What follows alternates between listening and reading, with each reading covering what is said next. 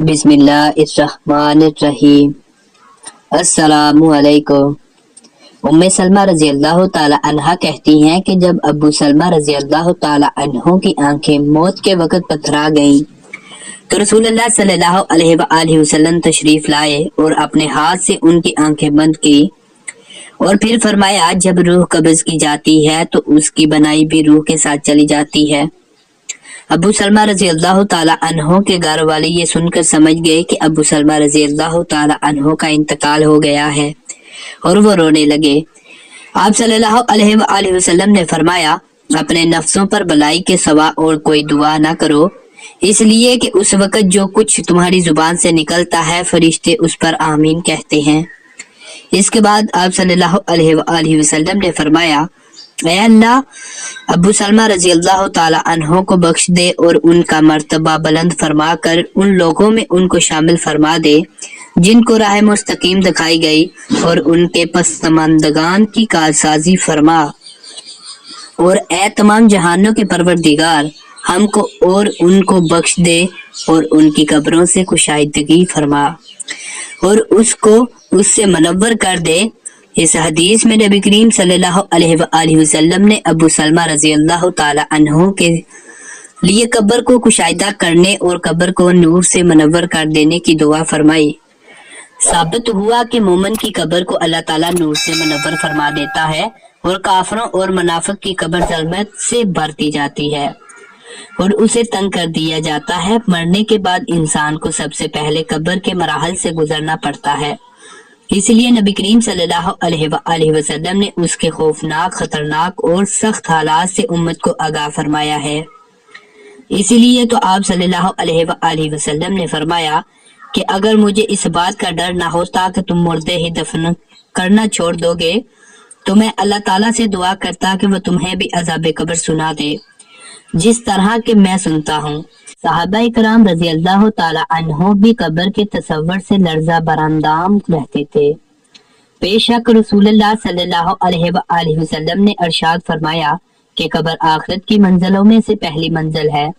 बस जिसने इस मंजिल से निजात पाई उसकी बाद की मंजिलें आसान हो गई, और जिसने इस मंजिल से निजात हासिल ना की उसके बाद की मंजिलें सख्त और दुश्वार होंगी। रसूलुल्लाह सल्लल्लाहु अलैहि वसल्लम ने इरशाद फरमाया कि मैंने कभी कोई मंजिल कब्र से ज्यादा सख्त नहीं देखा। हजरत अबू हुरैरा रजी अल्लाह ताला अन्हु फरमाते हैं कि रसूलुल्लाह सल्लल्लाहु अलैहि वसल्लम ने फरमाया कि मुर्दा को जब कब्र में डालकर लोग वापस आते हैं तो वो उनके जूतों की आवाजें सुनता है। अगर वो मोमिन होता है तो नमाज उसके सर के पास, रोजा उसके दाएं जानब, ज़कात उसकी बाईं जानब और दूसरे नेक अमाल, सदका और खैरात, सिला रहमी और लोगों से अच्छा सलूक वगैरह उसके पाँव के पास आ जाते हैं। जब उसके सर की तरफ से कोई आता है तो नमाज उसके करीब आने से रोकती है, उसकी दाईं जानब से कोई आता है तो रोजा उसको अपने करीब आने से रोकता है और आर बन जाते हैं, और जब बाईं जानब से कोई आता है तो ज़कात रास्ता रोक लेती है और उसको करीब आने से रोकती है, और जब उसके पाँव की तरफ कोई आता है तो उसके नेक अमाल यानी सदका और खैरात, सिला रहमी और लोगों के साथ हुस्न सलूक वगैरह आर बन जाते हैं। फिर उससे कहा जाता है कि बैठ जाओ, चनाचा वो बैठ जाता है और उसको सूरज ऐसे दिखाई देता है जैसे गरूब होने को हो। फिर उससे कहा जाता है कि तुम उस शख्स के बारे में जो तुम में माबूस हुआ था क्या कहते हो और उसके मतलब क्या गवाही देते हो। वो कहता है, मुझे जरा नमाज पढ़ लेने दो। उसे कहा जाता है कि तुम अनकरीब ये काम कर लोगे। पहले इस सवाल का जवाब दो कि तुम उस शख्स के बारे में जो तुम में माबूस हुआ था क्या कहते हो और क्या गवाही देते हो। वो कहेगा, ये मोहम्मद सल्लल्लाहु अलैहि वसल्लम है। मैं गवाही देता हूँ कि वो अल्लाह के रसूल हैं, अल्लाह ताला के पास से ये दीन हक लेकर आए। उससे कहा जाएगा कि उस बात पर तुम जिंदा रहे और इसी पर तुम्हारी मौत आई और इंशाल्लाह इसी अमर पर तुम जिंदा करके उठाओ जाओगे। उसके बाद उसके लिए जन्नत का दरवाजा खोला जाता है जिसको देखकर उसकी खुशी में इजाफा हो जाएगा। फिर उसके सामने दोज़ख का दरवाजा खोला जाएगा और उसको कहा जाता है कि अगर तू नाफरमानी करता तो दोज़ख में तेरा ये ठिकाना अल्लाह ताला ने तैयार किया था। اس کو دیکھ کر اس کی خوشی اور شک میں اضافہ ہو جاتا ہے اور اس کے لیے قبر 70 ہاتھ کشادہ کر دی جاتی ہے اور منور کر دی جاتی ہے اور دوبارہ اس کا جسم پہلی حالت میں لوٹا دیا جاتا ہے اور اس کی روح کو عمدہ اور پکیزہ خوشبو میں رکھ دیا جاتا ہے، یعنی ان پرندوں کے پیٹ میں جو جنت کے درختوں پر چڑھتے پھرتے ہیں۔ کافروں کا حال یہ ہوتا ہے کہ جب کوئی اس کے سر کی طرف آتا ہے تو وہاں کچھ بھی نہیں ہوتا، بائیں جانب سے آتا ہے تو اس طرف بھی کوئی چیز موجود نہیں ہوتی،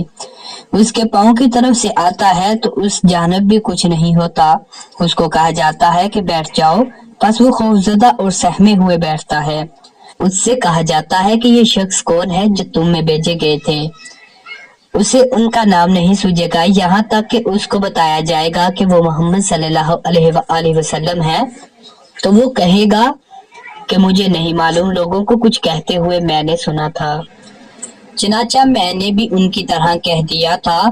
اسے کہا جاتا ہے کہ تو اسی بات پر زندہ رہا اور اسی بات پر تجھے موت آئی اور انشاءاللہ اسی حالت میں دوبارہ زندہ ہوگا، پھر اس کے لیے دوزخ کا دروازہ کھولا جاتا ہے اور اس سے کہا جاتا ہے کہ دوزخ میں یہ تیرا ٹھکانہ ہے،